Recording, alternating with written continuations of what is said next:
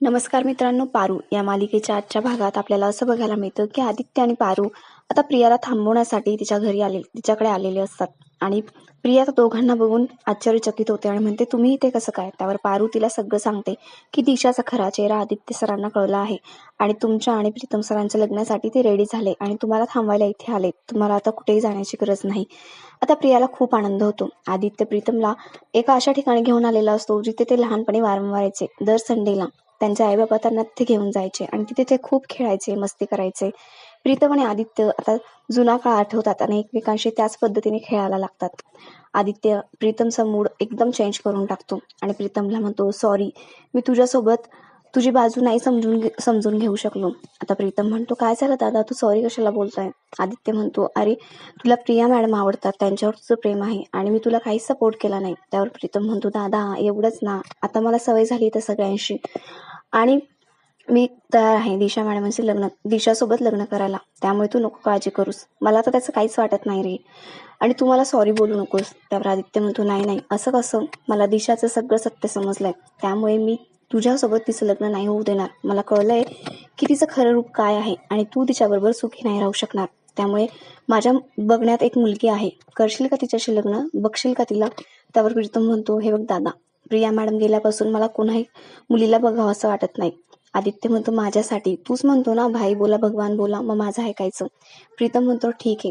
आता आदित्य पारूला सांगतो की तिला घेऊन ये आणि आदित्य प्रियाला घेऊन येते. प्रीतम प्रियाला बघतो आणि खूप खुश होतो आणि पारूला म्हणतो, मला भास नाही होते ना, थांब मी चिमटीच काढतो एकदा. आणि तो प्रियाला टच करतो आणि उड्याच मारायला लागतो. आदित्यच्या गळ्यात पडतो.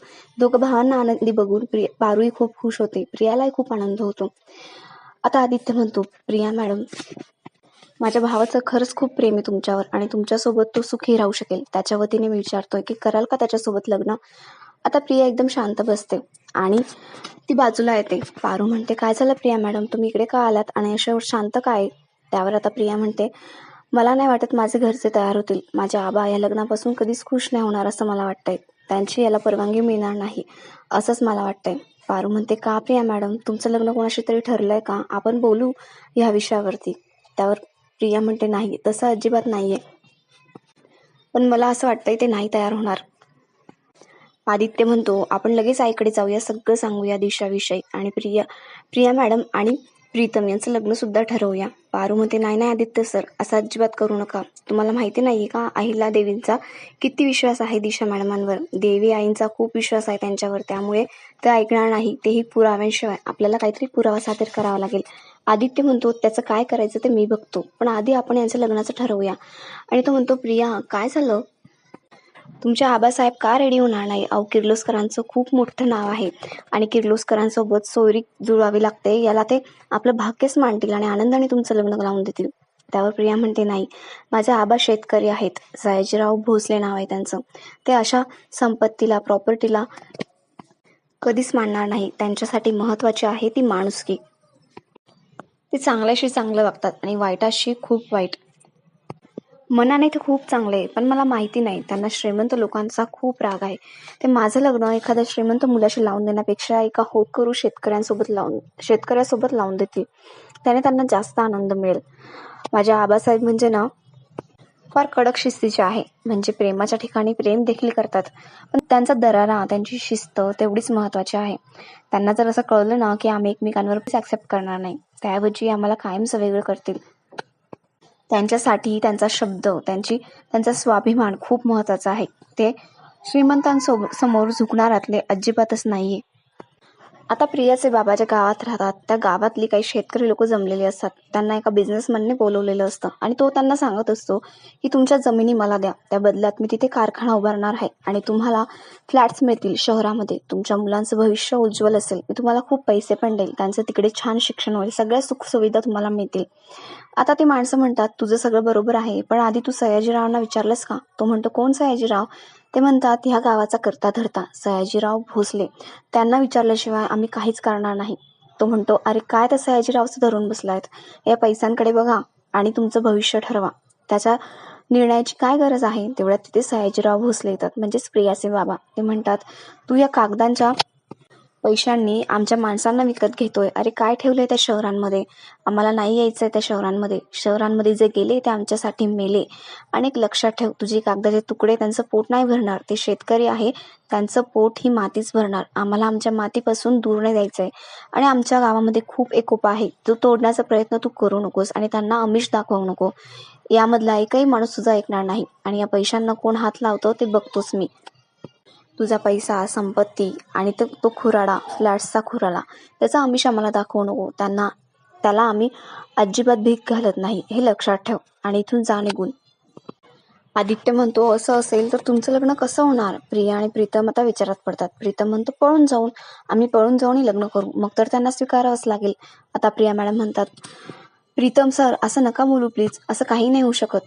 मोठ्यांच्या आशीर्वादाशिवाय लग्न नाही होणार आणि मी सुद्धा त्याला तयार नसणार आहे. आदित्य म्हणतोय, बघ प्रीतम, तुझ्या फालतू आयडिया तुझ्यापाशीच ठेव.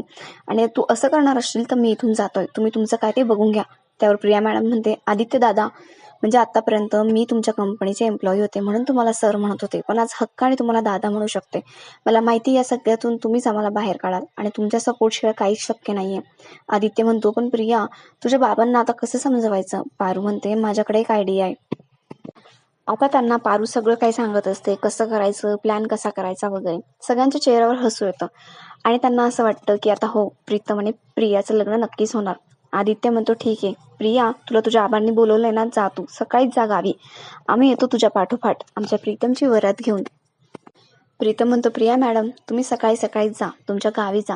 हा प्रीतम किर्लोस्कर स्वतः तुमचा हात मागायला तुमच्या आबांकडे येईल आणि बघा मी काय करतो ते.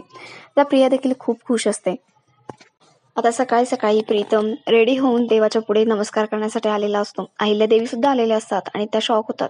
त्या म्हणतात, प्रीतम, तू आज सकाळी सकाळी एवढं सगळं आवरून देवाच्या पायाशी नमस्कार घालायला आलास, मला खरंच आश्चर्य वाटतंय. त्यावर प्रीतम म्हणतो, आई, मला तुझं म्हणणं पटलंय. दिशा माझ्यासाठी योग्य आहे हे मला पटलंय आणि आता तिला मी खुश ठेवण्याचा प्रयत्न करणार आहे. मला काय वाटतं, आपण एक नवीन प्रोजेक्ट सुरू करूया. म्हणजे मी एक नवीन प्रोजेक्ट सुरू करतो आणि त्याच्या अंडर एक कंपनी तयार करूया आणि ती कंपनी दिशाला लग्नामध्ये मग गिफ्ट करायची आहे आणि तिला हँडओव्हर करायची. त्यावर आता अहिल्या म्हणते, ही कल्पना चांगली आहे आणि तू तुझ्या बायकोचा एवढा विचार करतोय हे पाहून मला आनंदच झालाय. पण तू हे सगळं एकट्याने कसं काय करशील? म्हणजे यासाठी एक अनुभवी व्यक्ती हवी ना. आता प्रीतम आदित्यकडे बघत असतो. आपल्या प्लॅननुसार आदित्य सगळं काही बोलेल असं त्याला वाटत असतं, पण आदित्य शांत बसलेला असतो. पारू मनातल्या मनात विचार करते, आदित्य सर, मला माहितीये देवी आईशी तुम्ही कधीही खोटं नाही बोलू शकत, पण आता प्रीतम सरांचा आणि प्रिया मॅडमांच्या आयुष्याचा प्रश्न आहे, त्यामुळे बोला, लवकर बोला. आता आदित्य बोलतो आणि म्हणतो, आई, मी जातोय त्याच्यासोबत आणि मी त्याला मदत करेल आणि लग्नापर्यंत आम्ही येऊ सुद्धा. आता अहिल्या म्हणते, ठीक आहे, तू त्याच्यासोबत असशील ना, मला कसलीच काळजी नाहीये. चांगल्या कामासाठी जातायत तर माझ्या शुभेच्छा तुमच्या पाठीशी आहे. प्रीतम म्हणतो, आई, आम्हाला आत्ता लगेच निघावं लागेल. आदित्य म्हणतो, आई, मला काय वाटतं, म्हणजे पारूनेही आमच्यासोबत यावं. म्हणजे कसं आहे, ते आपल्या कंपनीची ब्रँड अँबॅसेडर आहे आणि तिथल्या लोकांना आपल्या कंपनीची माहिती द्यावी लागेल. त्यासाठी ती योग्य आहे आणि ती ते काम करू शकते आणि मला माहिती आहे सत्वच्या वेळेस पण तिनेच केलेलं, त्यामुळे तिने आमच्यासोबत यावं असं मला वाटतं. पारू म्हणते, आदित्य सर, पण मी कशी येणार? इकडे देवी यांची काळजी कोण घेणार? आता अहिल्या म्हणते, हे बघ पारू, आता तुला चांगली संधी मिळाली आहे आणि कंपनीसाठी काहीतरी करायचं आहे. तू या कामांमध्ये नको अडकूस. तू जा त्यांच्यासोबत. इथली काळजी घ्यायला बरेच माणसं आहे. तू नको करू इथली काळजी आणि जा. आता पारू मनातल्या मनात म्हणते, देवी आई तुमच्याशी खोटं बोलते, मला खूप वाईट वाटतंय, याचं माझ्या अंगी येईल, पण यातच सगळ्यांचं भलं आहे आणि म्हणूनच मी हे करते. आता आदित्य अहिल्या देवींच्या पायावर डोकं ठेवतो आणि त्यांच्या पाया पडतो आणि म्हणतो, आई, मुलाचं कर्तव्य ना मी नेहमीच आयुष्यभर निभावणार आहे, पण आज मला माझ्या भावाच्या प्रती जे असलेलं कर्तव्य आहे ते पार पाडायचंय आणि ते आता करून येतो. त्याचे डोळे पाणावलेले असतात. त्याला खरं तर वाईट वाटत असतं की आईशी तो खोटं बोलतोय, पण त्याला भावासाठी हे सगळं करावं लागणार असतं. अहिल्या म्हणते, आदित्य, तू ज्या कामासाठी चाललाय ना त्यात यशस्वी हो. अशा पडलेल्या चेहऱ्याने नको करू काम, हसत मुखाने कर.